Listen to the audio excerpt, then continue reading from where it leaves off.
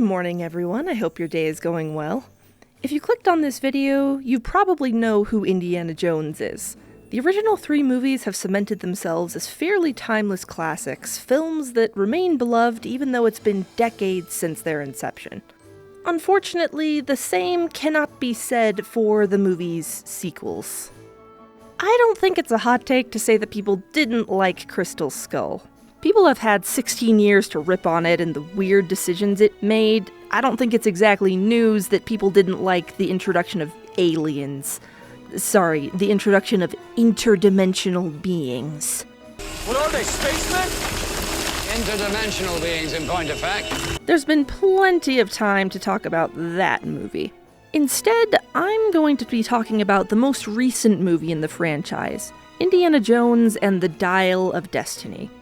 I'm gonna be upfront, I didn't really enjoy this movie. I didn't have very much fun watching it, and I think some of its problems are pretty egregious. But at the same time, I feel like the core pitch of the film is something that could work. This movie is, theoretically, about an aging hero who's forced to go on one last adventure. And through this last adventure, they're able to find a new identity and purpose for themselves. And as they grow to accept this new version of themselves, they pass the torch to a different young adventurer who can carry on their legacy vicariously. The core thesis works, and I think it has the potential to work very well. But the movie we got struggles a lot to execute on that vision. It presents us with the central ideas I just explained, but by the end it's done so little to explore them that it's easy to forget what it was trying to talk about in the first place. Today we'll be going into detail about how this film fails to execute its core concept and themes, as well as looking at some ideas for how it could have been done better. Thank you for coming on this journey with me, and be sure to comment if there are any other franchises you want me to take a look at. Now let's see what's going on with Indiana Jones and the Dial of Destiny. The biggest problem in this movie is that it doesn't respect Indiana Jones, both as a character and as a legacy. As the main character of the movie and the franchise itself, you'd expect that at least some of the other characters would show him some form of deference, but no one in this movie ever takes him seriously. When he's not physically being manhandled and dragged places, he's being ignored or belittled by literally everyone around him. You can kind of excuse this when it comes to the villains. They're the bad guys. Obviously, they're not going to be very respectful of Indy's beliefs or ideology or what he's trying to do. But this problem becomes obvious and egregious when you realize that the people who are supposed to be his allies do the exact same thing. Moroccan chewing gum is made from the sap of the Malacara. Heat resistant. I don't need morality lessons from an aging grave robber! I want to explain it to the cops at the bar. The ones I paid off. You're out of your depth, Jonesy. The villains are almost more respectful in a weird way because they just see Indy as an obstacle to their greater plans. So, unlike Helena and Teddy, they don't take every opportunity possible to belittle Indy and everything he's worked for. There's an in-universe explanation for this behavior. Helena doesn't start the movie as an altruistic or even very good character. She's a thief. She only ever talked to Indy so she could trick him into giving her something to sell, and now this old fogey won't stop following her around and refusing to let her and not Short Round steal. Obviously, she's going to be a little annoyed by that and not take any of his posturing seriously. It makes sense in isolation as a facet of her as a character. But what it means is that the only new character who treated Indy with any sort of respect was actually pretending. And what she actually thinks is that he's a useless old man who needs to get off her back and go back to New York. This is the character Indy spends the most time with out of anyone else in the movie, and she only starts tolerating him about 20 minutes from the end credits. Indiana Jones spends this entire film in a sea of characters who do not like or respect him, and it's just not very fun to watch. This is the guy we came to the theaters to see, and no one wants to give him the time of day. But it's not just the characters who don't respect Indiana Jones. The very world he lives in seems so intent on undercutting him that it ruins what could otherwise be some pretty fantastic scenes. Sala's brief appearance is honestly such a breath of fresh air. After spending so long in a movie that wants nothing more than to kick Indy under the bus, it's so nice to see someone treat him with the care and respect he deserves. It's a well-constructed and well-thought-out scene as well. We get to see a glimpse of Sala's life and what he's been up to through all these years. And we find that he's immigrated to America and is living here happily with his children and many grandchildren.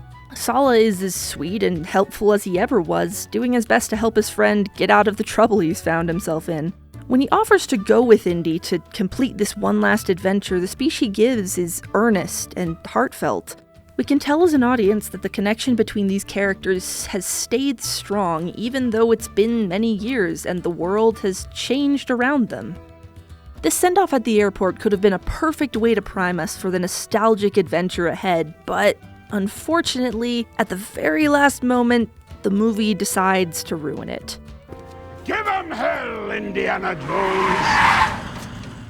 Hey, quick question. Why do this? Why does this movie feel the need to take what should be an emboldening classic send-off from a friend and turn it into an awkward near-car accident? Imagine if instead we got a more sincere moment. Sala shouts at Indy to give him hell, and Indy looks back, smiles ruefully, and puts on his famous hat. Then he turns away, and the movie transitions into the classic flying on a plane to the new location animation. That would have been way better. It would have made the audience feel like we're going on Indiana Jones's last adventure. It would have made us excited for whatever action spectacle the movie has in store. But instead, the movie decided to make a quick joke, and by doing that, made our main character feel like a joke. Another way the movie undermines Indiana Jones is through his physical capabilities. He constantly flips between being as strong and competent as he always was and being utterly helpless in the face of danger, and it's really weird and distracting to watch. Let's take a look at this scene. Indy is confronted in the archives by Mason, Kleber, and Hauk. They have guns, and so Indy defends himself. He manages to take out Kleber long enough to tip over these shelves and escape, running for help. It's simple and fast and clean, and it establishes that Indy still has the smarts and wherewithal to take on dangerous situations. Afterward, he discovers the bodies of his murdered colleagues and tries to phone the police, but is confronted by these three unnamed men. He attempts to disarm this man, but is easily overcome and dragged away. These two scenarios in such close proximity to each other feel very strange. You might argue that this was one aggressor with a bystander and someone trying to de-escalate, while this was three men with guns surrounding him, but even taking that into account, it just feels so weird. His attempt here is so easily brushed aside, it feels insulting. Like the very idea that this old man would be a match for them is laughable.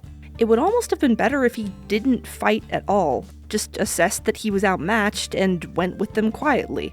And again, the question is, why? Why is punching this guy a non-issue, but disarming this guy is a total failure? For this one, I think I actually can see how this ended up happening. Dial of Destiny understands on some level that Indiana Jones needs to do some cool stuff in the script. There's a reason this movie starts with a 20-minute long flashback of a de-aged Harrison Ford doing classic Indy action. The movie does, on some level, know what people are here for. But it's trying to tell a story of an Indiana Jones that can't really do those things anymore. At least on a surface level, it's trying to talk about how Indy would deal with not being able to be the swashbuckling hero he's been for decades of his life. So it tries to compromise. Indy will occasionally have small victories, but for the most part, he's going to be overwhelmed by greater odds. This isn't a bad idea on paper, but I don't think it works the way they intended. Instead of Indy managing to get in a few good hits against an enemy clearly stronger than him, it instead feels like as soon as he manages to have any sort of victory, the movie will go out of its way to ruin or undermine it. So Spain's greatest frogman has a shit boat and only one good frog leg? Stop it. You'll never pay you.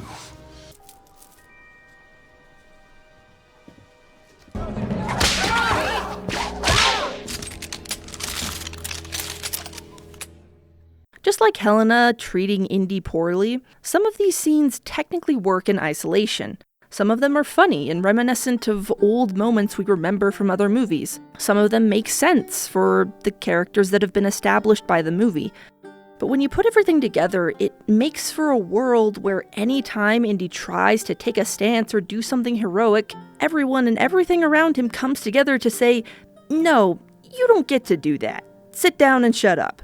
And because they've constructed a world where Indy can flip between capable and helpless whenever they need to, none of the action scenes have any real tension. Because at any point, the writers can say, yeah, it's probably time for him to get captured, and he'll immediately lose with basically no buildup. I want to make it clear that I don't think this was something that was done on purpose. There are elements of this movie that work. Some of these action scenes are fun, and some of these bits are funny, and some of these moments are emotionally impactful. But I don't think it came together the way it was intended to, and it makes for a world that does not treat the character of Indiana Jones well. And as a direct result of this world's dismissal of Indy and everything he stands for, this version of Indiana Jones doesn't get to affect the plot in any meaningful way. Because the characters all don't seem to like or want him around, and the meta-narrative is working to make sure he never leaves that too old to be actually cool box, he essentially takes a backseat in his own story. Despite being the main character, it doesn't feel like he gets to do anything actually meaningful. His contribution to most scenes is to say something that gets ignored and then watch as all the other characters do the actually important things. In other movies, when Indy took a stance and spoke out, the room stopped to listen. He's the driving force of the story, the main arbiter of the movie's themes, the hero of the day. He is treated as someone who matters. In this movie, almost everything he says is treated as the lead-in for a joke. This relic is my property. It's not yours. You stole it. Then you stole it. And then I stole it. It's called capitalism. The bid is 160. In this Indiana Jones movie, Indiana Jones has been reduced to nothing more than a prop that the other characters drag from scene to scene, and it's honestly really sad to see. But maybe I'm being a bit too harsh here. Sure, in the previous movies, Indy would have been the person hanging off the back of the car to try and steal back the important MacGuffin, but the fact is that Indiana Jones is older now. So we can't really expect him to do the same things he did back in the 80s, even though the movie establishes that we should be expecting that before it changes its mind for some reason. This is clearly not an easy position to be in from a writing perspective. Honestly, it's probably just impossible to write an old character who's compelling and respected by the story, and who gets to actively affect the plot and is treated as their own person who gets to make their own choice. Hang on, what is that? Oh my goodness, it's The Last Crusade with the steel chair!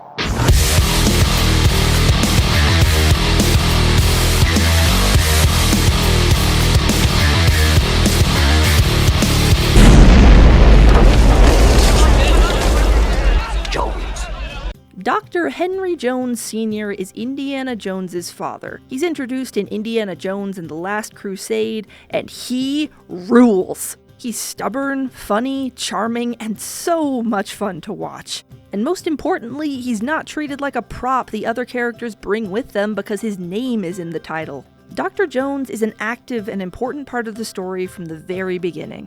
From the very first scene he's in, he's affecting the story in tangible and important ways. Hey look, here he is making sure basically the entire plot of the movie happens. We're going the wrong way. We have to get to Berlin. Half the German army's on our tail, and you want me to go to Berlin? Into the lion's den? Yes. When characters are dismissive of Dr. Jones, it's characterized as villain behavior and a generally bad idea, because he's been around the block a few times, and so obviously he's gonna know a thing or two. It's not shown to be normal and fine to disrespect this guy. And the time that Indy does ignore what his dad has to say, there are immediate and really bad consequences. Indy, please. It's the Nazi. What? Trust me. But you should have listened to your father.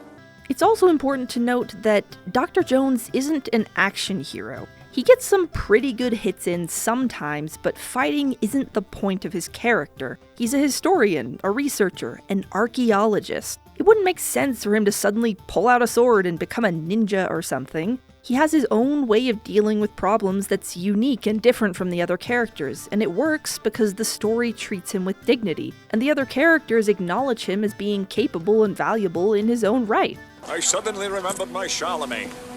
Let my armies be the rocks and the trees and the birds in the sky. Dad! You call this archaeology? What does the diary tell you that it doesn't tell us? It tells me that goose-stepping morons like yourself should try reading books instead of burning them. So when he gets shot later in the movie, it's awful. We feel as horrified and scared as Indy does in this scene, not only because we care about Indy and how he feels, but because we care about Dr. Jones. We've spent the entire movie getting to know this character, and now he might die, and it's really effective. Compare that to how it feels when Indy gets shot in Dial of Destiny. Despite the fact that we've arguably known Indy for longer, the scene just doesn't have the same punch or sense of urgency. Instead of feeling like, oh no, this is awful, what are we gonna do? We're on a time limit now. It's more like, oh, that looks like it hurt. Anyway, I'm not saying that Indiana Jones has to become exactly like his father. The point I'm trying to make is that it's entirely possible to write an older character who has agency and importance to the story without making them an actiony, punchy character. You don't need to just occasionally erase a character's age to make them compelling. There are other ways to write someone interesting. But Dial of Destiny doesn't seem to want to do that. Even though there's a lot of setup for Indy and him struggling to find his place as he's getting older, the movie never really does anything besides show that he's struggling. Indiana states at several points in the movie that his days of adventuring are done, yet the film doesn't seem to want him to find a new purpose beyond it. It's like they wanted to tell a story of Indy finding a new purpose now that he's too old to be an action hero, but they got scared and backed out of it, because they know that people are here to watch Indiana Jones do Indiana Jones things. So Indy will say he's too old for all of this, and then the movie forces him to do it anyway, except he's not that good at it now, so it just doesn't feel right. It leaves us with a lost and directionless character being dragged from place to place by people who don't like him so the plot can happen at him. But there is one exception to this. There is one scene in the movie where just for a minute, Indiana Jones stops feeling like a prop and starts to feel like a character with wants and desires. A scene where Indiana Jones really deeply wants something. I'm going to stay. This scene is the entire reason I wanted to make this video, because I can see what this scene is trying to do. I can see the point it's trying to make and the conclusion it wants us to draw from the 2 hours that came before. And I can also see just as clearly that this scene doesn't work. It takes place at the very end of the movie. It turns out that the Dial of Destiny can lead you through cracks in time, and everyone has ended up at the Siege of Syracuse in 214 BC. The bad guys all die horribly, and our heroes have managed to land safely. They need to get back before the time schism closes, but as mentioned, Indy doesn't want to go. This is the first time we've actually seen Indy want something the entire movie. He's mentioned that he needs to clear his name and other small things, but this is much more raw than that. He says it himself, this is his life's work. He spent decades in pursuit of ancient history, and here it is, playing out right in front of him. He has the opportunity to live out everything he's been studying with one of the most brilliant men in it, so of course he wants to take that chance. Just look at his face here. This is the most open and emotional and happy we've seen him through the entire film. It's abundantly clear that this is where he wants to be and what he wants to be doing. Helena has some objections. She says that Indy has to come back, that he can't possibly stay here, and that he's needed in his own time. She places a lot of emphasis on this, on the idea that Indy is needed back in his own time. And this is where the scene starts to fall apart. because the movie has not done anything to make us believe what she's saying. Let's talk about what this scene is trying to do. Like many things in this movie, it's pretty good on paper, but the execution just didn't pan out. You've seen a scene like this before, even if you don't realize it. It's a pretty common setup, not because it's bad, but because it's effective. A character, usually near the end of a movie, is faced with a choice. They're put in a situation where they need to choose between something they want and what is ultimately the right thing to do. Let's use Treasure Planet as an example. John Silver is one of the antagonists in the movie, and he spent the entire runtime relentlessly chasing a lost, glorious treasure. This is something that he's wanted for years, and he's given up quite a few things in pursuit of it. But through the runtime, he's also come to care for our protagonist, Jim Hawkins. He has a soft spot for him, and he enjoys teaching and helping Jim, even if he doesn't like admitting it. And in the end in the movie, when things are coming crashing down, he is forced to choose between the treasure he's always wanted and Jim. And in the end, he ultimately does the right thing and saves him. Scenes like this are effective because they show us how much a character has grown. They're a satisfying payoff to what the movie before them has been setting up the whole time. We've seen how deeply John Silver has come to care for Jim, and this is showing us that when push comes to shove, he will do the right thing. It's an incredible payoff that the movie supports through all that we've been shown. Dial of Destiny is trying to do that with this scene. It's trying to have an arc where Indiana Jones realizes that even though he's grown older and can't do what he used to, he still has a purpose in life that's valuable and important. The problem is that the movie forgot to do the setup that would make this payoff work. Helena says that the world still needs Indiana Jones, but there is no point in the movie where anyone needs him for any reason. It's not just the fact that the writers can make him physically incapable whenever they want. Everything he could be doing to contribute, they don't let him do. Any advice he gives is either ignored or only accepted very grudgingly. So he doesn't serve as a mentor figure for any of the new characters. The location and greater details of the artifact are figured out almost exclusively by Helena, so he doesn't get to help with the cool, unraveling mystery that's happening. The opening has him retiring from his job at university, so clearly they don't need him very much there either. The only significant thing he does is provide the boat they use to dive for directions to the artifact, and his friend later dies because of it. He basically has to beg Helena not to ditch him, and all he gets in return is a dead friend. Why on earth would we believe that Indy is needed in his own time when the movie has done nothing but show us the exact opposite for 2 hours? But you know how I know this doesn't work?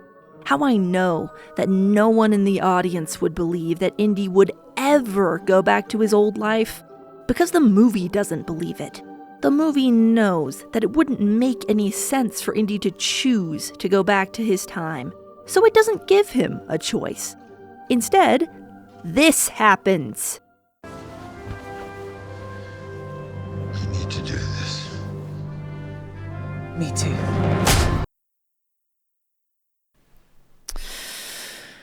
I cannot describe to you how much this moment makes my blood pressure rise. After everything that's happened, everything we've gone through to get here, the one time Indiana gets to make his own decisions for once in this narrative, and they decide to do this. Oh, you thought you'd get to see a moment of character growth? A moment where the character you've been following makes a choice, and we get to see their growth and the culmination of everything they've gone through? Wrong! Punch to the face! And what comes after doesn't do anything to clear up the confusion and slowly building rage I am feeling. Indy eventually wakes up, back in his own apartment, in his own time. Naturally, he's a little upset that Helena did this, but we don't get to linger on that for too long, because Marion has arrived. Sala gets there just in time to help Helena get everyone out of the room so the two can get some alone time, and the movie ends with Indy and Marion presumably reconciling. This ending drives me absolutely insane. This movie is painfully aware that no one would believe that Indy decided to go back to his own time, Despite its spoken insistence that the world still needs Indiana Jones, it's done nothing in its entire runtime to convince us of that, and has basically done the opposite by making everyone belittle him constantly. So it's decided to take a shortcut. Helena knocks him out and physically drags him back to his own time before plopping him in front of his ex-wife so the movie can pretend that it wrote a satisfying conclusion to his arc. But it didn't, because Indy didn't get to have an arc. An ending like this could only be satisfying if Indy chose to be here, if he learned and grew as a person, and decided to come back on his own because he's now secure in who he is as a person. And then he seeks Marion out of his own accord because he wants to do right by her. But the movie can't do that because the setup isn't there. What am I supposed to believe happens after this? After the little circle transition to the credits, what are we supposed to think happens to these characters? Based on how the movie went, I have no choice but to assume that Indy grabbed his hat, kissed Marion goodbye, then stole the Dial of Destiny and hijacked a plane so we could dive bomb back into 1214 BC to hang out with Archimedes. The film wants so badly to be telling a story of an Indiana Jones who finds new purpose in the world. It wants to leave the audience with the impression that despite his age, Indy still has a fulfilling and proactive purpose, but the movie hasn't done any of the work to make that payoff possible. Because nowhere in this movie has it done anything to convince us that Indiana Jones is needed anywhere. Indiana? Indiana? Let it go.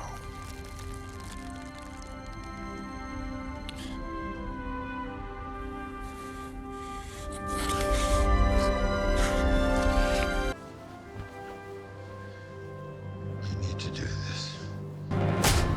So, how did this happen? How did the main character's arc end up missing so many essential pieces that they had to do this and just hope it was enough? I don't know. Making a movie is a pretty massive endeavor. There's so many moving pieces that need to come together and work together well. In the midst of a production with hundreds, if not thousands of people, it can be really difficult to see a problem, and even more difficult to know how to fix it. Maybe they wanted to give more screen time to their new characters, and in doing so cut out some stuff that was more necessary than they realized. Maybe the original plan was for Indy to actually stay with Archimedes, and they had to change it last minute. Maybe there were certain stipulations on what they could and couldn't do with the character, so it limited what could happen in the story. There's no way to know for sure, and any conclusion I could come to would be pure speculation. But there is one thing that I do know for sure. As an online video essayist with a YouTube channel, it is my solemn duty to believe that I can do better than several dozen industry professionals. So let's jump in and see what we can do about this thing.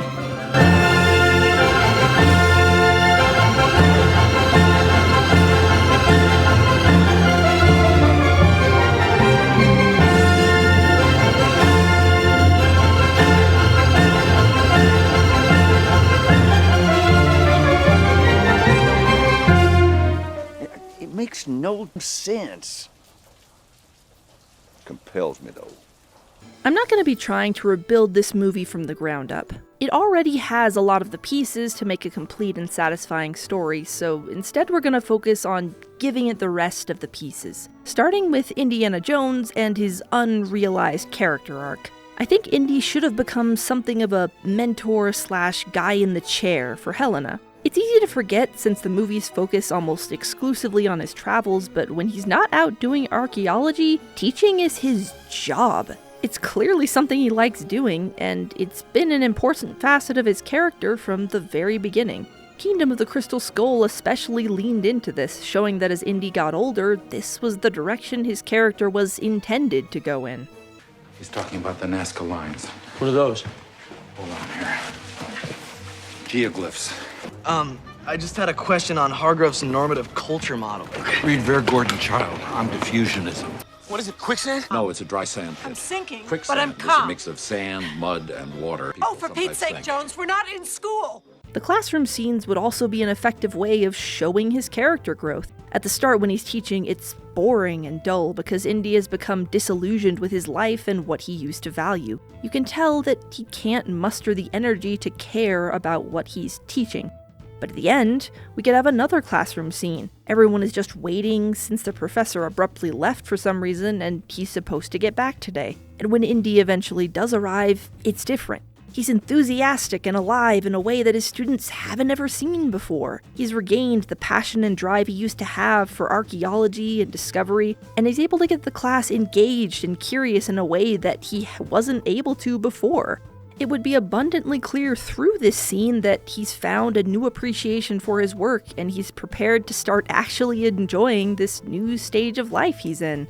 A lot of little things would need to change for this newly proposed arc to work, obviously. He wouldn't be retiring from his job at the start, but that would probably be pretty easy to change. Indy retiring doesn't really have any bearing on the overall story, except to be another way to show that he's really depressed and doesn't care about anything now. All the other little changes would be the hard part, because you need to do some work to establish that although some, emphasis on some, people think that Indy's work and ideology are useless relics of a bygone era, those people are wrong. You need to show that people looking down on him are wrong for doing so, and Indy's legacy is something to be respected. You can do this by having moments of people respecting Indy and the work he's done. What if instead of an awkward retirement party that Indy just leaves, this surprise party is for some other reason? It could be his birthday, or they're celebrating the anniversary of him getting hired, or he's being given the Best Professor at Wearing Hats award. The exact reason doesn't really matter. What's important is that his coworkers worked together independently to have this happen because they care about him. They threw this party to celebrate him and his work because they hold him and what he's done in high regard. Through these people and their actions, the movie is showing that there is a place for Indy in this world. Also, because you have this scene, you actually, feel something when these characters get shot later. Because these are people we know care about Indy, and he cares about them. So it actually means something that they died, instead of it just being set dressing for the bad guys. You don't have to make the whole world bow to Indiana Jones, but little moments like this would go a long way in showing that there is a place for him in the world. He just needs to rediscover himself a bit in order to find it. Another character that needs an actual character arc is Helena. She sort of has one, but that's only if you count suddenly changing how you act for no reason as a character arc. I just thought we were in this for all the wrong reasons. We are. Helena, come on! Teddy, we can't just leave him. We're not! Follow me! The way Helena's character is treated in the narrative is honestly kind of weird.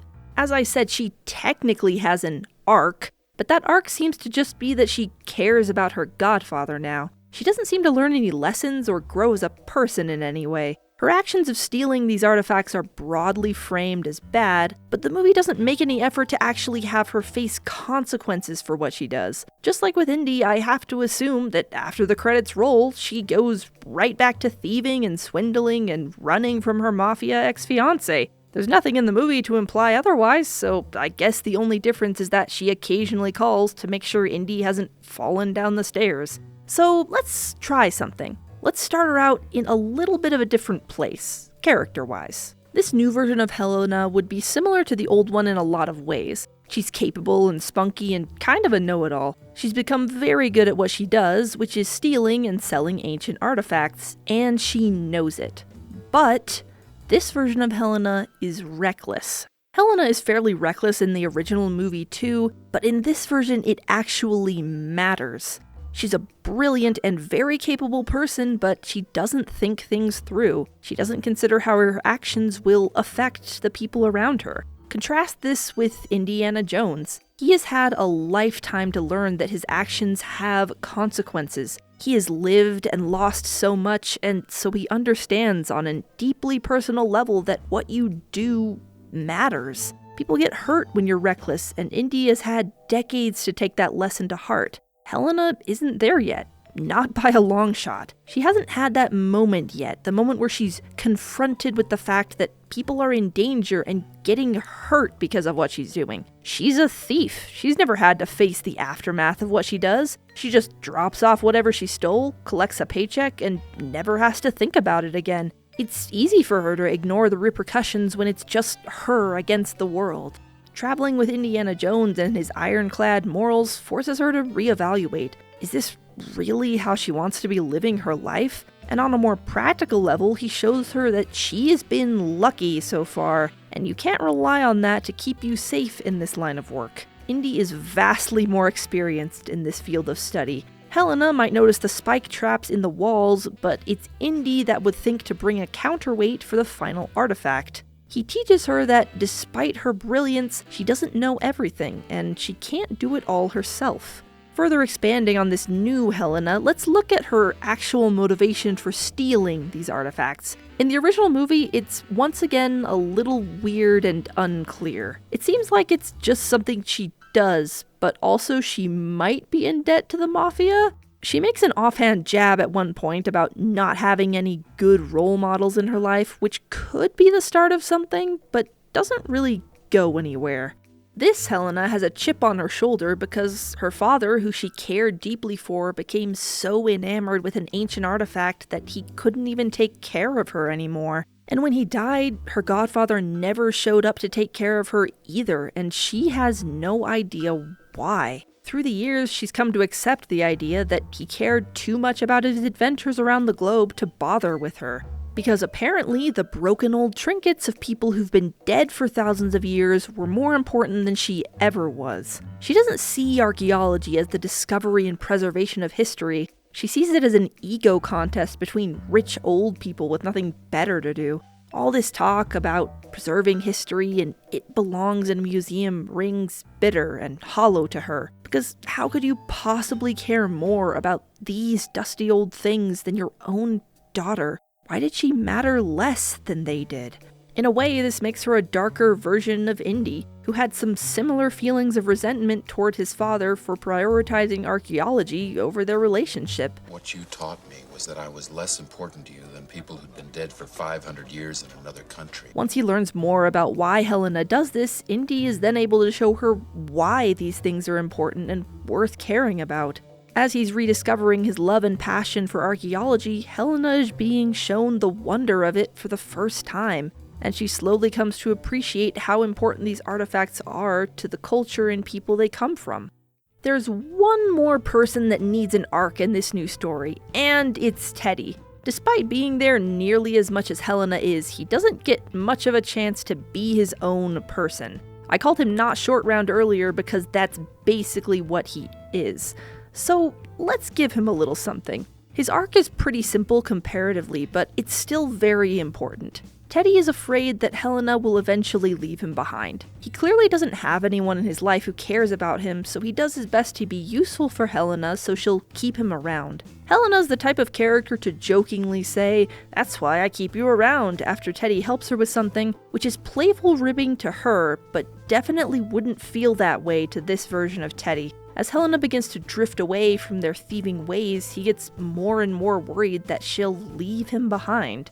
By the end of the movie, he'll have seen that Helena cares about him as a person, and not just as an assistant. All he really cared about was staying with Helena, so he'd be down for the new direction that Helena wants to take her life, just as long as he can be there as she does it. With these new character arcs in mind, let's take the opportunity to walk through what a new version of this movie might look like.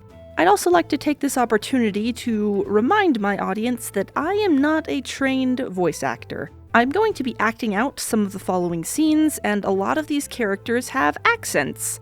Accents that are distinctly different from my American way of speaking. I did my best, but please keep in mind that my impressions are the attempt of an earnest amateur. Just keep that in mind. The opening of the movie remains largely the same. We get a flashback sequence that establishes the dial and why Indy knows about it that transitions us to the modern day. The movie then establishes through Indy's interactions with his neighbors and class that he's not doing very well mentally. He feels isolated and left behind as the world moves forward and seemingly has no room left for him. He's lost the passion that once allowed him to take on the world so well. Even when his colleagues get together to surprise him with a party and celebrate his accomplishments, all he can see is what he used to be. This is driven home for a final time when Indy takes the current dean of the college aside and tells him that he intends to retire by the end of the year. Given how hard Indy took it when he lost a job in Crystal Skull, this shows just how dispassionate he's become. The dean is confused and a little distraught. Dr. Jones hadn't shown any indication of wanting to leave in all the time he's been there. Is something wrong? Has something happened? He can extend a leave of absence if need be. Why the sudden decision? Indy says that it's just time. He's been here a while and he had a good run, but he knows it's time to move on. He doesn't look happy as he says it, just tired and distant. The dean clearly doesn't agree and looks more confused and concerned than ever as Indy makes his way out of the building. Helena meets him the same way, finding him at the bar and tricking him into showing her where he kept the Antikythera. Hidden with it is Basil's old journal, a collection of all his notes and research regarding the artifact. Indy explains that Basil asked him to destroy both the journal and the dial, but Indy couldn't bring himself to, especially after Basil's sudden death. When Indy mentions Basil's passing, there's a flicker of something on Helena's face, somewhere between pain, anger, and indignation. It's there and gone in a second, so we don't have time to decipher it before Indy starts to ask her questions. This artifact nearly drove her father crazy. Why is she suddenly so interested in it? As she tries to dodge answering, Indy realizes that she does remember the night he took the dial and journal. They're interrupted by the CIA agents and the Nazi thugs, and both Helena and Indy make a run for it. Before chasing after Indy, Kleber takes a moment to slip Basil's journal into his pocket. Although he's briefly captured and questioned, Indy is able to escape. We have a brief scene afterwards where Voller's thugs check in with him and hand over Basil's journal.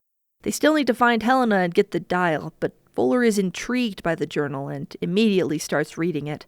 When Sala comes to help Indy, he tells him about Helena. We learn that as soon as she was able to, Helena struck out on her own. Despite seemingly being brilliant, she didn't pursue any higher education, instead repeatedly getting in trouble with the law for stealing things. Over time, the reports of her stealing started to peter off, but Sala tells us that it's not because she stopped. She just got good enough to stop being caught, and her targets started getting bigger.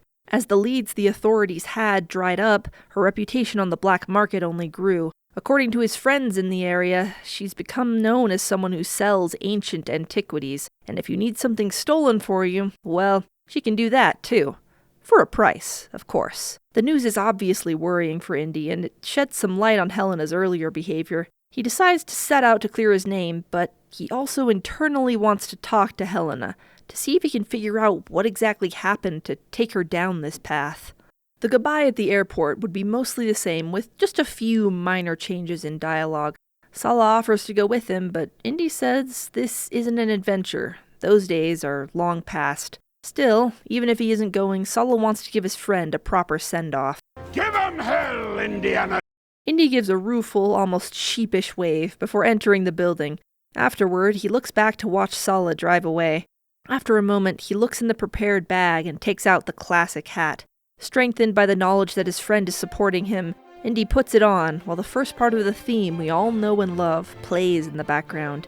He looks up with determination as the visuals fade to the flight. We're here to join Indy on his last adventure. The basic beats of the auction scene are also the same. Helena is planning to sell off the dial half, and she's very dismissive of Indy's attempts to get her to leave. Eventually the Nazis arrive, and it's revealed that Helena was supposed to steal the dial for them, but has decided to sell it for a bigger paycheck. From there, diplomacy breaks down and the fight starts. I'd probably add, for lack of a better term, some more Spielberg elements to the fight. The original has a few moments that are supposed to be funny, but I feel like they don't capture the amount of levity and fun some of the other fights in the series did. I'm not a fight choreographer, but getting a Wilhelm scream in there somewhere would be essential. Voller and his henchmen manage to take the dial half and start to get away. Helena and Indy follow and start arguing about how best to follow them, but they're interrupted when a car pulls up, and some men begin to climb out. Oh no. Who are these guys? As Helena struggles to answer, another car pulls up. Even more men begin to climb out, guns at the ready. Less talking, more running. The men open fire as Indy and Helena escape into an alleyway. Teddy picks them both up and the car chase begins in earnest. Helena, who are these people? They're just some old business associates, alright? Can we please focus? One of the cars pulls up beside them and the window rolls down. A man forces his entire upper body out, looking distraught. Elena! I must know. Is it true what my father says? Did you only come back to sell something? Tell me it's not true. Did I really mean so little to you? Did you even keep the ring? A gun barrel shoves its way out the window, pointed at the two in the tuk-tuk. The man panics, shoving the barrel to the side. No! The shot goes wide, just missing them. Indy takes the opportunity and kicks out, catching the ex-fiancé on the chin as Teddy brakes and pulls behind the car. You were engaged to a mobster? Look, it was a long time ago. It doesn't matter, alright? And it's not your business anyway. Helena, look! Up ahead is the car with the Nazis. Helena tells Teddy to step on it and the car chase continues, close to how it played out in the movie. Indy would play a more active role, providing support for Helena as she does her best to get the dial back while being shot at by both Nazis and angry mob members. The chase ends after they've lost the mobsters, and Indy has to pull Helena off the car to avoid her being killed. From here they get stranded as the shot-up engine finally gives out. Several hours pass as Indy attempts to fix it. How's he looking? Looks fantastic. You know, this would go a lot faster if the two of you were helping. Oh no, I couldn't possibly. You've clearly got it well in hand. Wouldn't want to intrude. Once you get it running, you can just drop us off at the train station. We'll be out of your hair in no time. Where would you go from there? Well, we'd follow the Nazis, obviously. They've got half the dial and they'll be looking for the other. All we have to do is stay on their heels. Eventually, when they find it, we'll just pop in and take what's ours. So you really are a pair of thieves. How did you end up like this? What would your father think? Well, seeing as he's been dead for over a decade, I don't really know, do I? Thanks for missing the funeral, by the way. Really gave me a good taste of what I was in for as a new orphan. I visited later. I didn't want to intrude. Sure. Whatever helps you sleep at night. What about you? Where will you go once you get this running? I'm going after the rest of the dial. Well, hold on just a minute. You can't get after us for following these guys if you're gonna do the exact same thing. I'm not going after the Nazis. I'm going after the dial. You know where it is? No. But I have a starting point. Baz did extensive research into where the dial's other half might be located. The first half we had was found in a shipwreck. It's always been thought that the ship went down in a storm, but Basil had other ideas. He thought it had been attacked and sunk by the Order of Hero. The Order of Hero? Yes, or the Heronic Order, if you like. They were followers of King Hero II. He was the ruler of Syracuse before the Roman occupation and a very close friend with Archimedes. After he was deposed, this Order of Hero took it upon themselves to start attacking Roman vessels and taking back what had been stolen as spoils of war. Given how heavily the ship was guarded, Baz suspected they were carrying both halves of the Antikythera, but the Order was only able to get one before the ship sank. Usually, what the Order took was returned to its rightful owners. But if that wasn't possible, they kept it and later had it buried with them. I haven't read Basil's notes in a while, but I know he had the location narrowed down to the southern Greek coast. I'll be going there, seeing if I can find any leads. Wait. That's your plan? Go to the Greek coast and wander around hoping to find something? I'm sure if we had your father's journal, we'd find that he figured out exactly where it was. But we don't, so I'm improvising. You seriously can't remember what the journal said? It's written down, so you don't have to remember, Helena. Is this the journal you're talking about? Where the hell did you get that? Palmed it off one of those Nazi guys. Is it what you need? Yes. Yes, it is. Teddy and Helena watch over Indy's shoulder as he looks through the journal. He has enough familiarity to find the section he needs quickly, even though he couldn't remember the information outright. What they need to find isn't on the coast itself, but underwater, hidden in a cave with the last remains of the Order of Pythagoras. The location is a cave instead of a shipwreck because I wanted these characters to have the opportunity to actually react and talk to each other when they find the tablet, and it's kind of hard to do when you're scuba diving and can't talk to each other. Once the group knows where it is, Helena is eager to get going, but Indy is a bit incredulous. She just told him she intends to steal and sell the priceless historical artifact he's searching for. Why would he ever let her come along? Helena fumbles a bit at this, eventually saying that she just wants to find what her dad was searching for all those years ago. Doesn't she deserve that bit of closure? Indy doesn't really believe she's being sincere, but he eventually relents and lets them come along. Mostly because he knows that Helena's not going to take no for an answer, and he'd rather have his precocious, misguided goddaughter next to him than have her trailing behind and possibly causing more problems. He steps away to make a call, saying he has a friend with a boat who'd be willing to help them. So is he, running the show now? What? Last I checked, this was just us. We don't do team-ups. And now we're just supposed to follow this guy and do whatever he says? Teddy, we're only following him as long as we feel like following him. He'll either lead us to the other half of the dial, or we'll swipe some other trinkets while we're exploring. Either way, we win, and it's gonna be a hell of a lot easier than taking it back from those German buggers. I know what I'm doing. Have a little faith in me. Now, think you can get this thing running? Pfft, obviously. You took him most of the way. He just needs patching. Indy returns just as Teddy manages to get the engine running again, and the three set off to hopefully find some answers. I don't fully remember the structure of the original movie, but I believe this is the scene where the villains fully turn on the government and go rogue, so we'll have the scene of them doing that before we rejoin our heroes.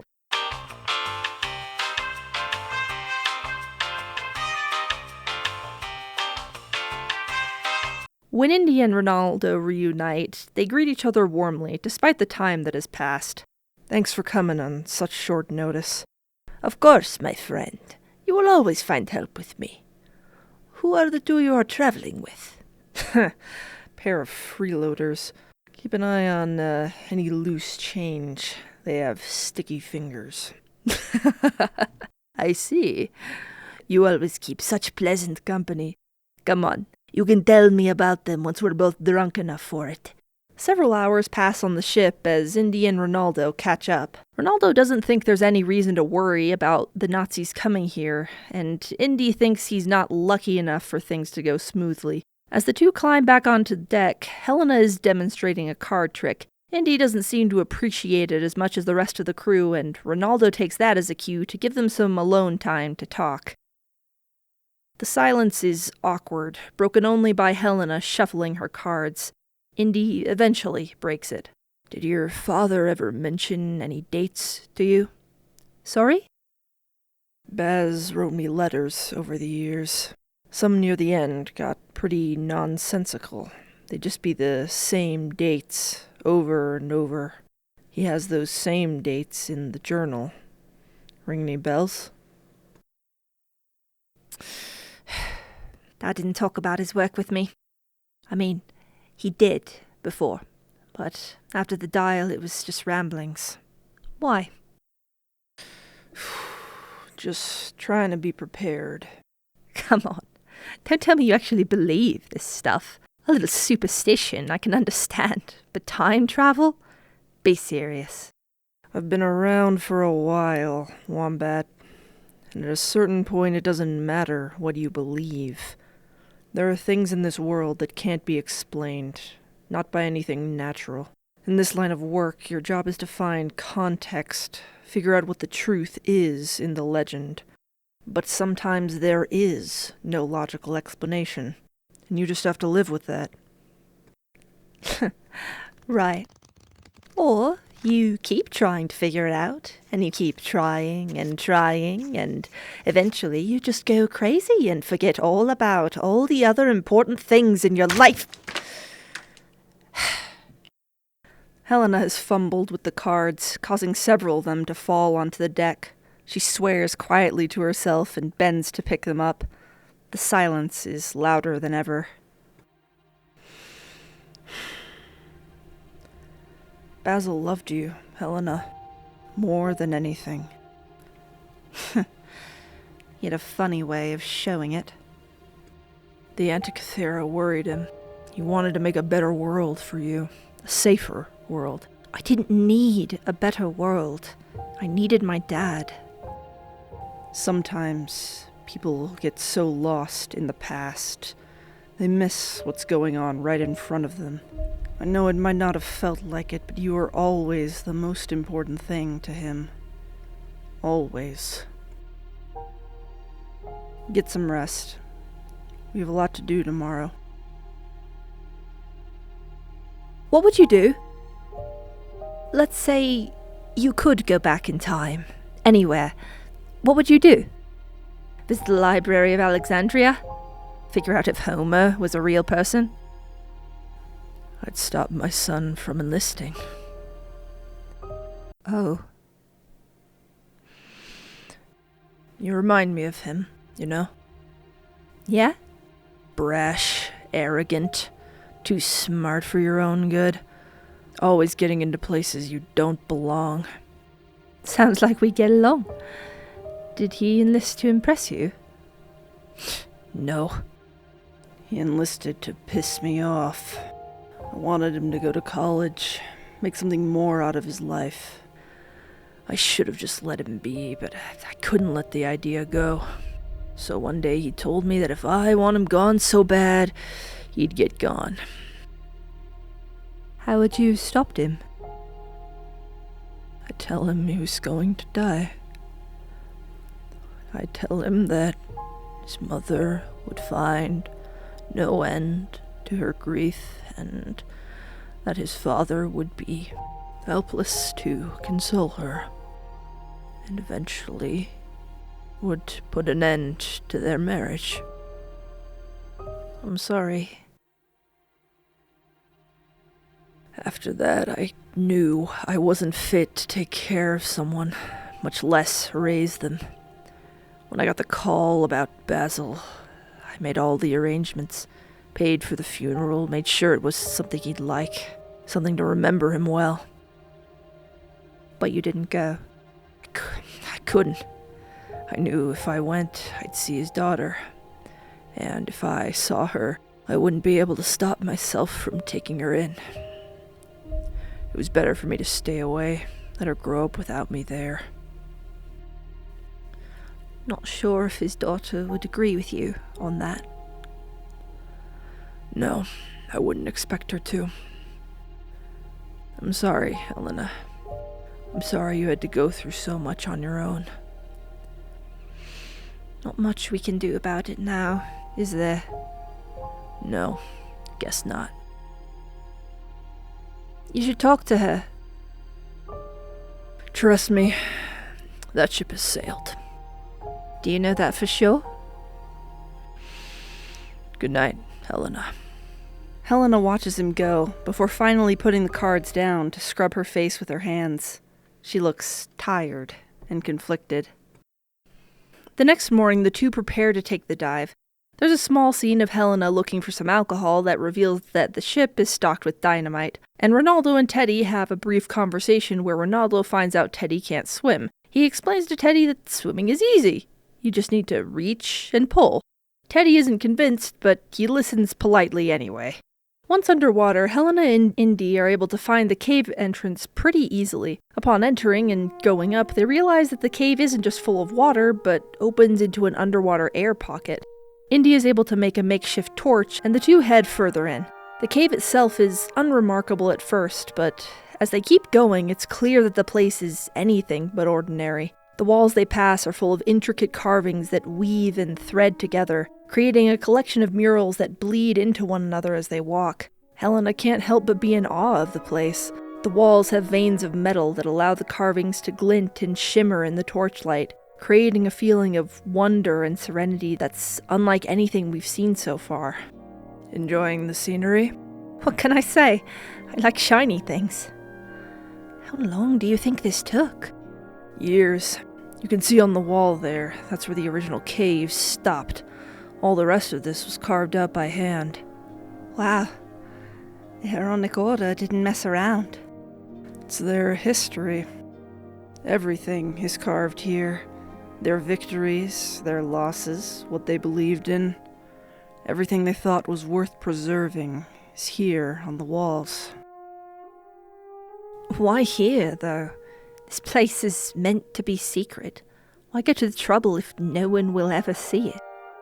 People want to know they left a mark on the world. That some part of them will still be here after they're gone.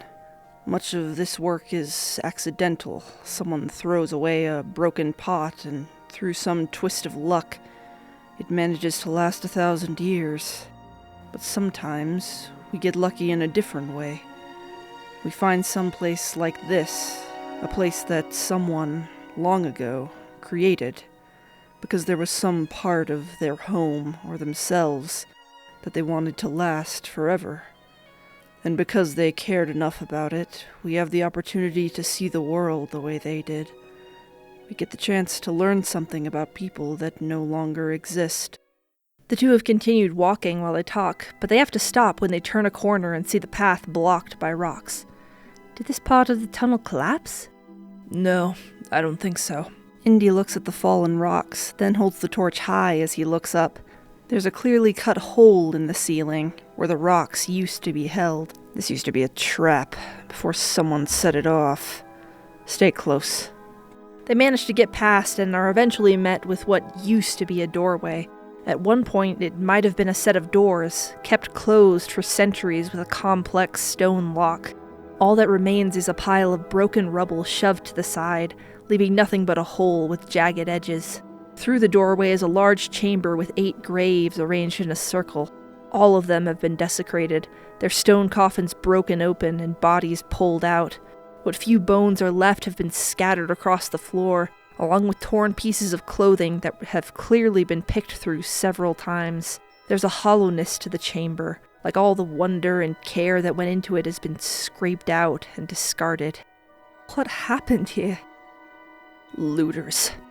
Looks like this place isn't as secret as we thought. Someone else found it first, ripped it apart, and took whatever looked like it might sell. Guess you know something about that. What? You can't possibly think I would do something like this. Why not? It'd be some pretty good money, wouldn't it? Exactly how far is too far, Helena? I would never do this. I'm not like that.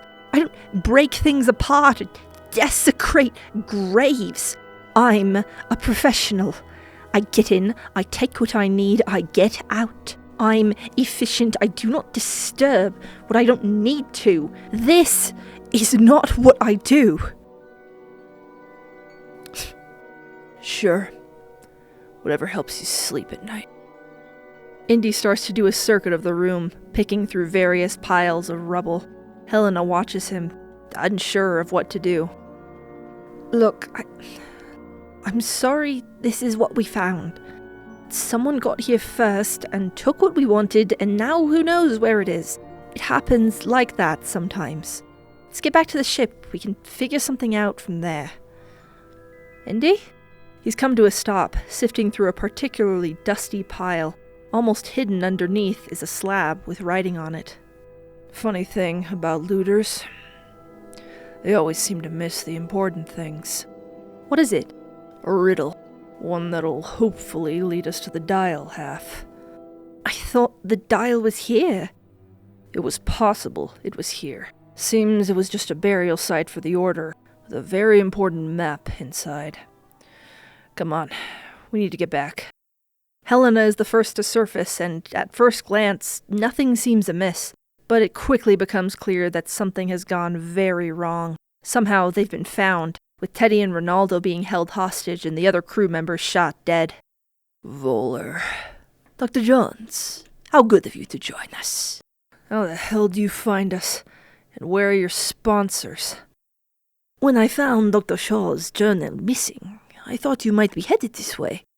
It is a good thing I got a look at it before it disappeared from my pocket.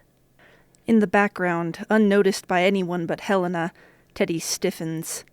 Her expression gets tight, and she steps slightly in front of him. As for my sponsors, I thought it would be beneficial to continue my endeavors without their oversight. Come along. I think it's time we had a little chat. Below deck, Voller starts examining the tablet. He recognizes the code as Polybius Square, but he can't read it himself. He offers it to Indy. Read it, please. No. The refusal would have been clear even without the spoken word. The defiance is obvious, spoken with clenched fists and sharp eyes. Voller pulls his gun and shoots Ronaldo in the knee. Indy flinches like he was the one who was just shot, and both Teddy and Helena startle back in shock. Feeling more helpful now? I am. I could translate it for you. Helena. Sorry, Indy. This has gotten a bit intense for my taste. I'll help you, but not for free. 100 grand, cash. Once I've cracked it, I'll just take my money, and all of us will be out of your hair. Helena, don't! You have a deal. Voller turns away, and Indy and Helena make eye contact. Indy subtly shakes his head, eyes urgent. Helena stares back, her gaze silently asking what other option they could possibly have. As Voller returns, she breaks eye contact, attempting to appear composed and in control. I think you will find these to be more than sufficient. Helena stares at the diamonds, unable to believe what's just been dropped into her hands. Then she catches Indy's eye and starts guiltily, refocusing on the task at hand. Next to Indy, Ronaldo is tensed up, crouching slightly. Indy realizes what's about to happen a split second before Ronaldo lunges forward, grabbing for the tablet. He's intercepted by Kleber's fist, coming seemingly out of nowhere and knocking the man off balance. As he falls back, Voller lifts the gun and fires. No! Indy tries to rush forward, but he's roughly shoved away. Helena stares down at the growing pool of blood, her face white. How foolish. Monsieur, the translation, if you please. Right, of course. Teddy, my glass? Right. Let's see what we've got here. Helena begins translating, starting out shakily but gradually getting more confident as the scene continues. Much like in the movie, she walks around the room, talking to everyone and getting their guard down as much as possible, while secretly giving Indy the opportunity to light a stick of dynamite she smuggled in. The dynamite gives enough of a distraction for the three to make a run for it, stealing the boat off the side and just managing to get away unscathed. Once they're away, Teddy is elated that they managed to pull all that off and get away. Helena is similarly relieved, but catches sight of Indy near the back of the boat, grieving. She quiets Teddy down, and the mood in the boat grows much more somber. Teddy, take the wheel a minute, will you? Helena sits down. Something in her pocket pokes her, and she reaches in to find the handful of diamonds that Voller gave her. She stares at them for a moment, face twisting in guilt, before shoving them back out of sight again. Eventually, she gets up and makes her way to Indy, sitting next to him. I didn't know you could read, Polybius. Dad taught me. I've known it since I was 9. He'd leave little notes out for me. Clean your room, stay out of my brandy, that sort of thing. I wasn't going to tell them everything. I thought, once I got a hold of it, I could make something up, change a few words, throw them off somehow. But with everything, I just couldn't think of anything. I'm sorry. Indy turns to look at her, searching for any signs of insincerity. When he finds nothing, he takes a deep breath. Well, luckily for all of us, Archimedes didn't make it that easy. Here, what do you notice about this? I don't know, it's an old wax-covered rock. Graphicos were traditionally made with wax and wood. Then why is it so heavy? Why indeed. Hey kid, you got a light? Maybe. Why? I need to confirm a theory. So get your own. Unless you're willing to trade something for Teddy, come on. This is serious. Give him the lighter. Okay, it's right here. I was just messing around. Indy performs the same trick as in the original, pouring alcohol on the tablet and lighting it on fire to reveal the circle of gold hidden inside. With it, Indy and Helena are able to figure out the real location of Archimedes' tomb, and the three race to get there as quickly as they can. Once they arrive, they need to wait before they search the Eye of Dionysius for the tomb, and Teddy takes a chance to pull Helena aside. Okay, we don't have enough fuel to make it far, but I got some money off of those tourist guys, so we should be able to fill up once we get to another city. What? The boat. We'll be able to refuel after we leave. Teddy, what are you talking about? Helena, we need to get out of here. You said yourself, this is getting way too intense. We need to leave before it gets any worse. We can't just leave. Why not? We've always done it before. If things go really wrong, we leave. That's how we do things. Those diamonds you got would set us up for months. Why are we still here? Look, Teddy, this is different. We can't just run away. We have to see this one through, to the end. Why? Because your godfather I didn't know existed 3 days ago told you to? What? No! He's been a big help in finding the dial. Giving good information isn't a crime. Why are you acting so weird about this? You never cared before where we went or what we did. Why is it suddenly so important to you? You're the one who's acting weird, not me. We have all the money we need. There's no reason to stay here. Oh, but suddenly it's so important that we see this one through. Look, it's complicated, all right? You wouldn't understand. Why not? We're partners. You can trust me. It's a family matter. It's personal. I don't need you poking your nose in it. Teddy, I didn't mean like that. No, I get it. I would never understand. What would I know about family and personal stuff? I'm just some dumb kid you picked up for fun. Well, guess what? I don't need you either. You can have your complicated feelings and stupid godfather and magic dial all to yourself. Teddy, where are you going? Teddy! Teddy takes off running through the city, losing Helena in the maze of alleys and shops. She tries to call out, telling him to wait and they need to stay together, but there's no sign of him. Eventually, she's forced to give up and returns to Indy, sullen and distracted. Where's the kid? Oh, he wants some time to himself. You know how kids are. Really? Yes, really. Why are you looking at me like that? What happened? Nothing happened. I told you, he ran off somewhere.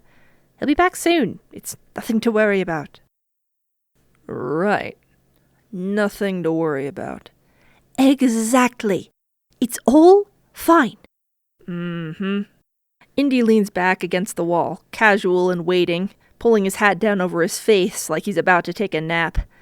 Helena attempts to play it cool for a minute, but she's fidgety and nervous. Eventually, she cracks. We may have had a small disagreement. What about? Doesn't matter. Just got a bit heated, that's all. He'll take some time to cool off, and when he comes back, we'll work it all out. So it was about me? I didn't say that. Didn't need to. How'd you meet Teddy? Oh, that's a funny story, actually. I was down in Marrakesh for an for business, and he grabbed my handbag as I was getting in a taxi. Slammed him with the door, but he just wouldn't let go, and obviously I wasn't letting go either, so we ended up stuck with each other for a while.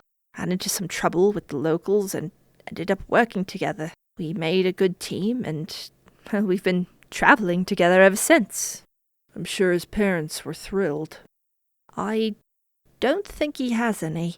I asked if he needed to get back to anyone at the start, and he said that no, it was just him now. I haven't really asked for the story behind that.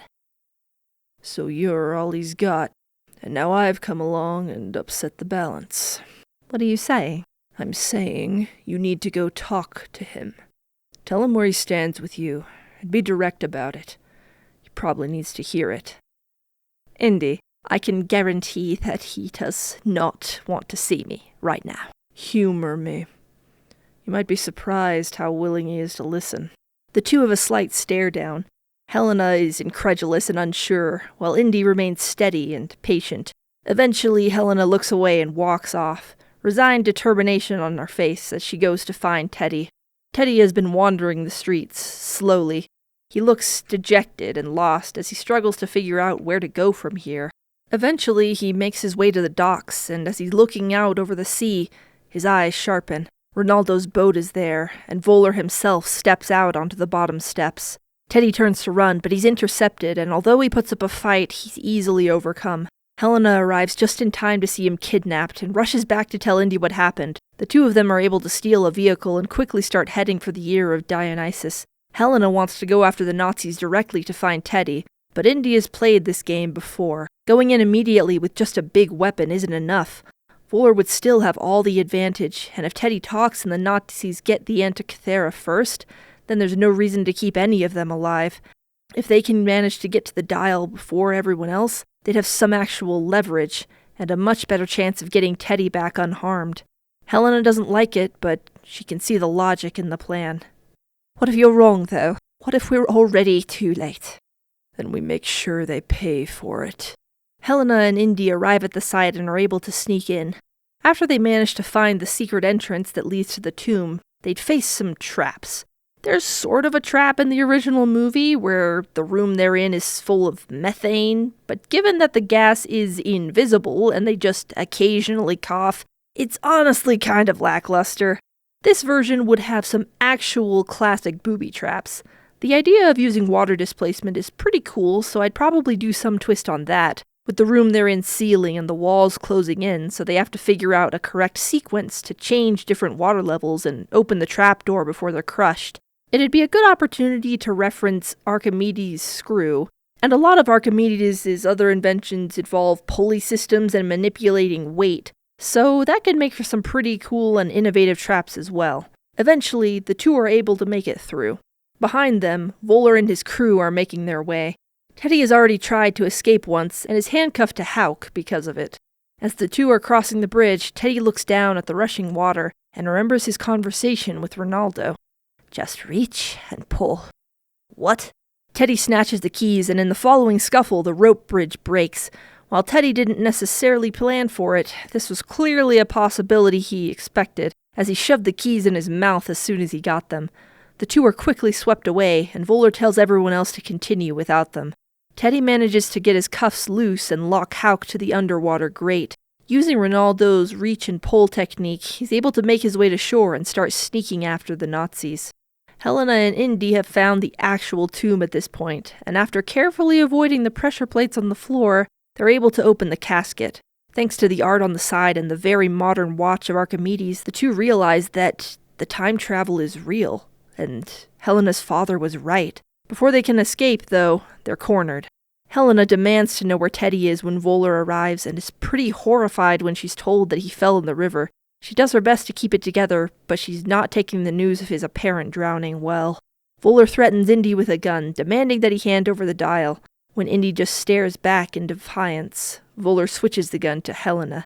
Helena has come to trust Indy more over the past few days, but now with her life hanging in the balance, she can't help but worry that this might be the end. She knows how important this artifact is to him, how much he wants to keep it out of Nazi hands, and just how willing he is to die for his cause. Is he willing to sacrifice her for this greater good? But her worries are put to rest as Indy hands over the dial half with no argument. It's clear he doesn't like it, but he's not about to put her life on the line for this.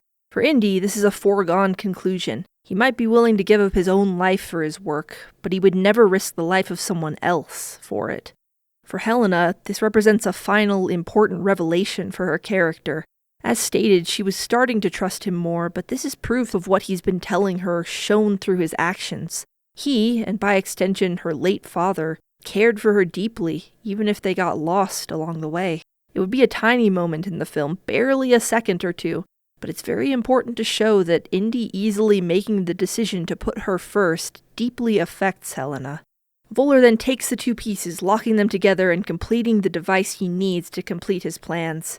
There's nothing Indy or Helena can do to stop him, and things are looking dire. But we can see that Teddy arrived at some point in the monologuing conversation and has started creeping onto one of the statues. No one below can see him, and he's about to use that to his advantage. As Voller finishes his dramatic speech, Teddy jumps down onto Kleber, completely bowling him over and surprising the entire room. Teddy? Get down! Indy manages to get them behind the sarcophagus and find Kleber's dropped gun, and a fight breaks out. In the chaos, Indy yells for Helena to get Teddy out of there, and the two work together to escape. Helena would use some of the traps she and Indy avoided coming in to stop the people trying to get them, just as a subtle way to show that she's learning from what Indy has showed her.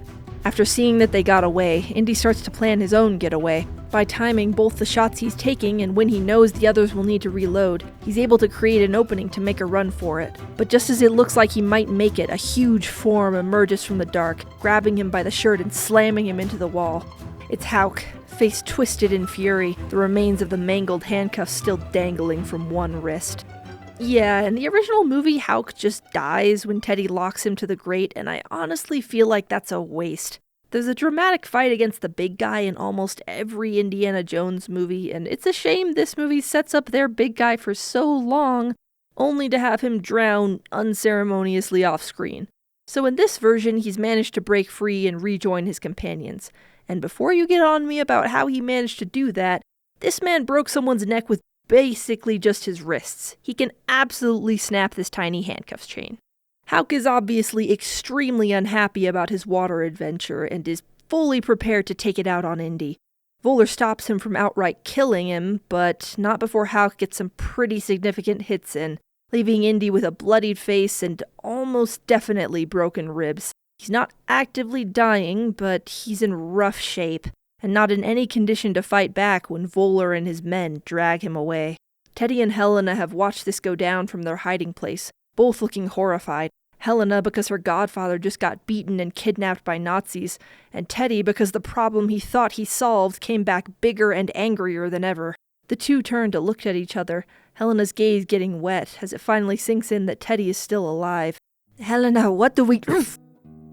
I thought you were dead. Teddy is surprised at the sudden contact, but hugs her back easily. Helena pulls back to look him in the eyes. Look, Teddy, you were right. I haven't been myself lately, and it's not your fault. I've been trying to figure things out, and figure out what on earth I'm supposed to feel about all this, and I didn't want to admit that things are changing. I don't know what I'm going to do after all this is over, but I need you to know that I'm not going to leave you behind, alright? We're a team. We're sticking together. As Helena pauses, Teddy takes the opportunity to initiate a hug of his own. It's partially because of emotion, but it also gives Teddy the opportunity to hide the growing wetness in his own eyes. You promise? Promise.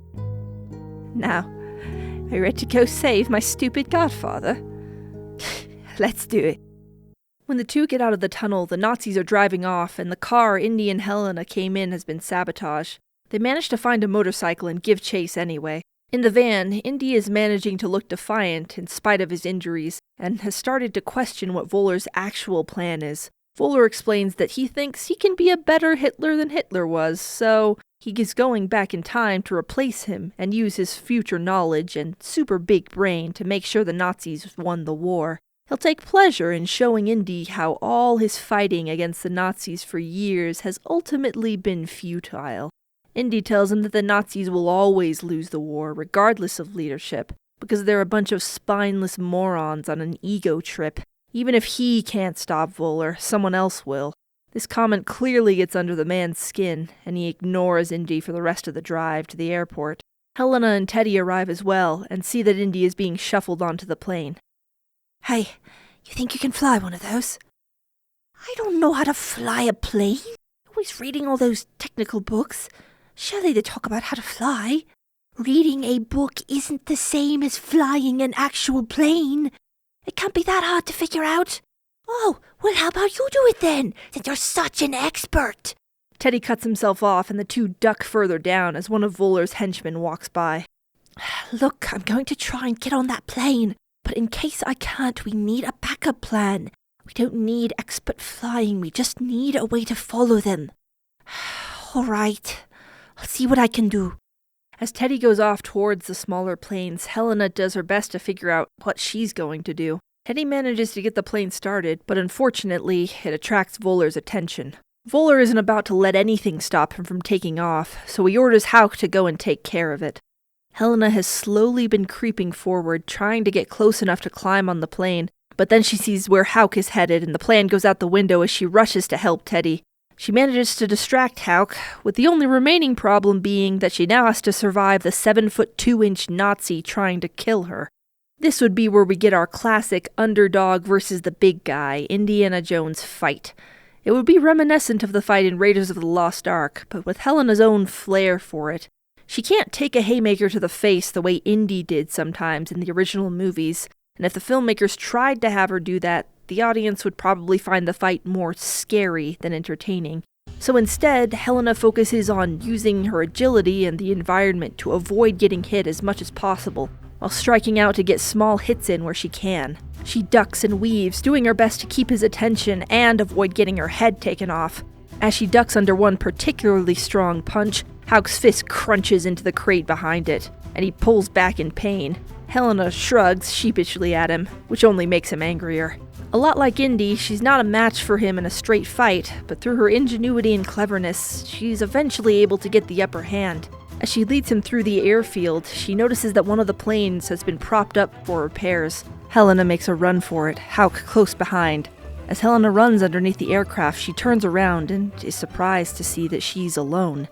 As she spins, trying to see where her attacker went, he lunges from behind. She's only barely able to leap to the side, causing Hauk to crash into one of the supports.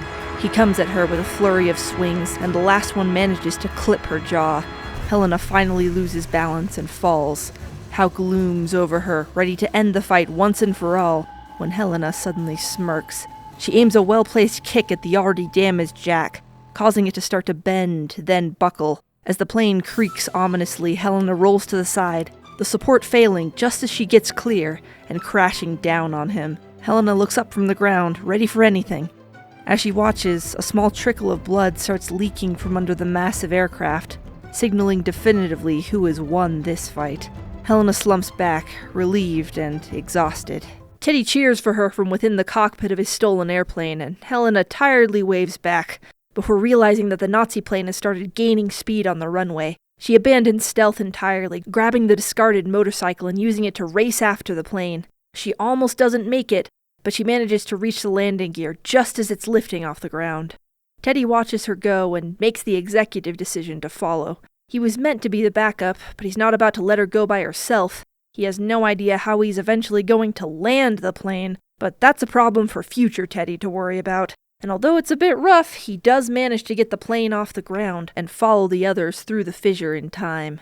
From here, the movie follows the original fairly closely. When Volar and his men fly through the fissure, they find themselves at the siege of Syracuse. Helena is able to sneak on board and begin fighting to save Indy, while the Nazis are split between stopping her and trying to survive the massive ballista bolts being shot at them. Indy helps where he can, even though the messed up ribs make it really hard to do anything physical. Eventually, he and Helena escape with a parachute as the plane crashes on the shore, defeating the villains for good. The two are able to land safely, but are surprised by a Roman soldier rushing them. Before either of the two can attempt to save the other, the man collapses, an arrow in his back. Approaching them both is the ancient scholar and mathematician, Archimedes. Prospero. He lay with us. He's asking how far we've come. You listen to me. You held this wrong. With that question and answer, the enormous reality of what just happened finally sinks in for Indy. They've traveled back in time. His whole life he spent studying and appreciating history, and now it's happening right in front of him. Overwhelmed and near tears, he tells Helena that he wants to stay. He's imagined this so many times, and now he gets to see it, live it. He wants to stay here, with Archimedes. Helena obviously has some pretty strong objections to this once she realizes he's actually serious. At first she tries to dissuade him by pointing out the possible dangers of a time paradox and how Indy isn't thinking straight because of his injuries, but when that isn't working, she starts getting more frantic. Helena, you need to let me go. No, you don't get to say that. Not to me. Not after everything we just went through. You told me that some people get lost in the past. They get so focused on trying to find answers, they miss what's right in front of them. Can't you see that's what you're doing? Wombat, there's nothing for me there. And what on earth are you hoping to find here? This has already happened. You don't belong here. You belong back in New York, telling all your students that this'll be on the test, or in your dusty old office translating ancient Algerian texts, or telling some upstart adventurer why some sparkly cave is the most important and amazing thing you could be discovering. You have people that need you, people right in front of you. You're still wearing that ring of yours. What if she's wearing it too? What if she's waiting for you, and you're so busy looking back you never even realize? You might think that this is all that's left for you, but I know it's not what you really want, and I am not going to give up on you. Indy stares at her, shocked and touched by her conviction. Then he breaks eye contact, looking away as he sways with indecision. As he does, he sees his hat lying on the shore, where it fell during their rough landing. He approaches slowly, picking it up and turning it over in his hands. You really think the world has space for someone like me? I know it does. Please, Indy. Just come home.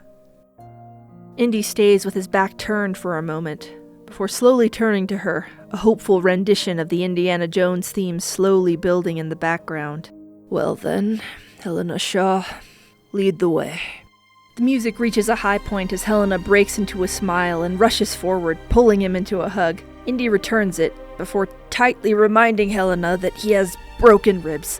She backs off sheepishly, and the two say their goodbyes to Archimedes. As they do, they look up and see that the fissure they came through is rapidly closing, and the two of them start rushing to try and figure out how they're going to get back. Teddy has been circling the plane as best he can, and eventually sees the two waving at him. Both Teddy and the two on the ground realize that even if Teddy knew how to land the plane, there's not any sort of space where it's safe to do so. Luckily, Helena has an idea.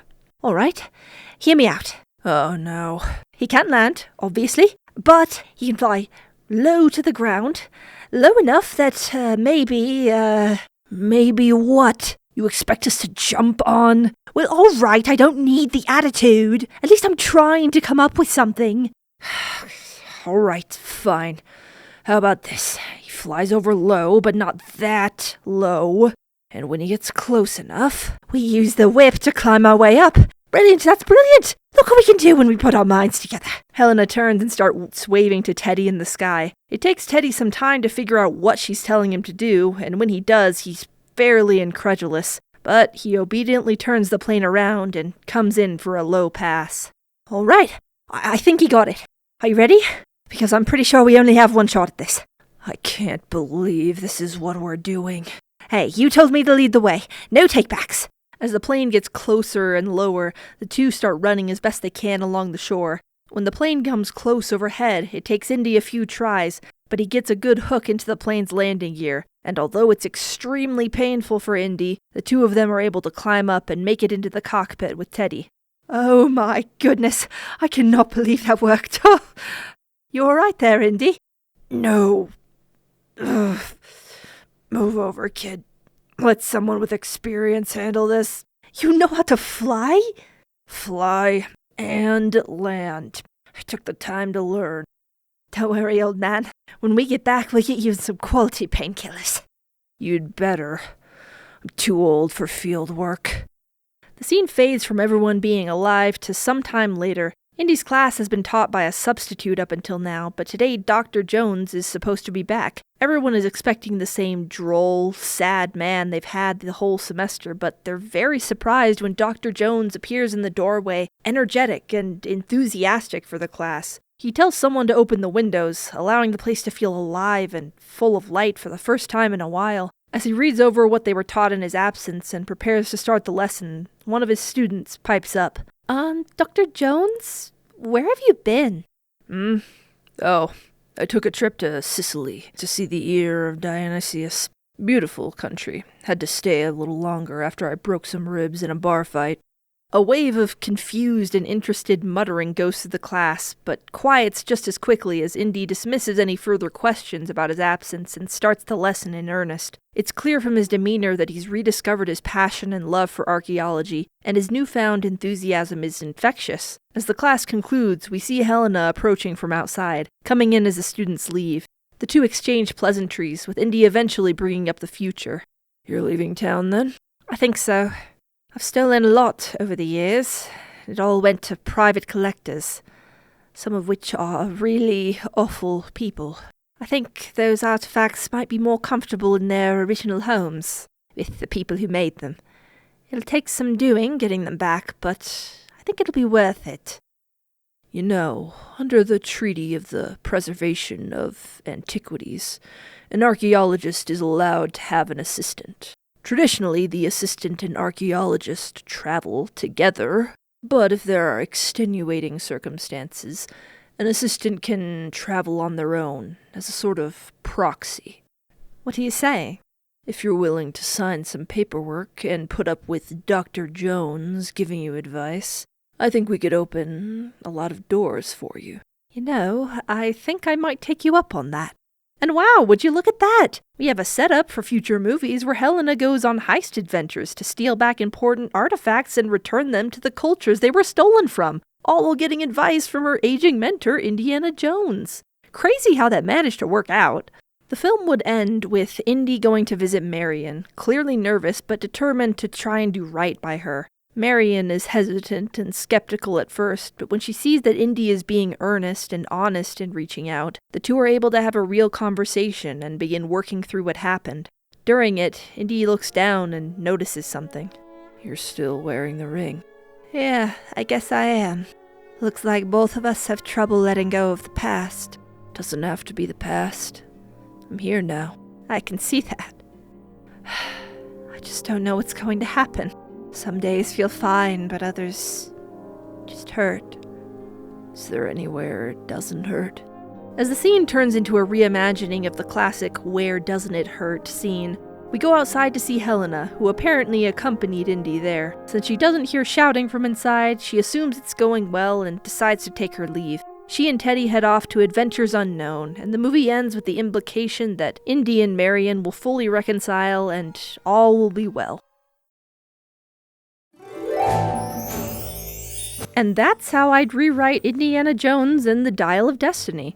I hope it was enjoyable to watch my reimagining as well as my criticisms. It was really fun to watch the rest of the movies with my husband in preparation for this video, and I hope I've been able to do the franchise justice. Speaking of this franchise, did you know that a brand new Indiana Jones video game came out a few weeks ago? I wish I could say I planned this video and scheduled it ahead of time because I knew that was happening, but I need to be honest, it's a complete coincidence. I just really wanted to talk about this movie and how I think it could have done better, and the universe decided to bless me with some topical relevance, which I'm very grateful for. I haven't played the game myself, but as far as I can tell from reviews, it seems like it's doing well and people are enjoying it. Maybe one day I'll have to play it and tell you all what I think, but for now I'm just happy that this franchise continues to get new entries, and that this one seems to hit that classic sweet spot of Indiana Jones magic. Thank you all so much for watching this video. I enjoyed making it so much, and I hope to do more like it in the future. If you have any ideas for movies or shows I should look at, please let me know in the comments. I'd love to hear what you have to say. And if you like what I'm doing, consider supporting me on Patreon. I'm honestly really worried that this video is going to have a lot of copyright and monetization issues. Universal really didn't like the FNAF movie rewrite, and I don't know how Lucasfilms will react to this. So if you want to help me keep doing this without worrying about rent so much, Patreon is a fantastic way to do it. Depending on the tier you choose, you can get exclusive updates, your name in the credits, and even see videos early. I really appreciate all the support the channel's gotten recently, and I'll do my best to keep making high-quality videos for all of you. Thanks again for watching the video, and I hope to see you all again soon. Bye!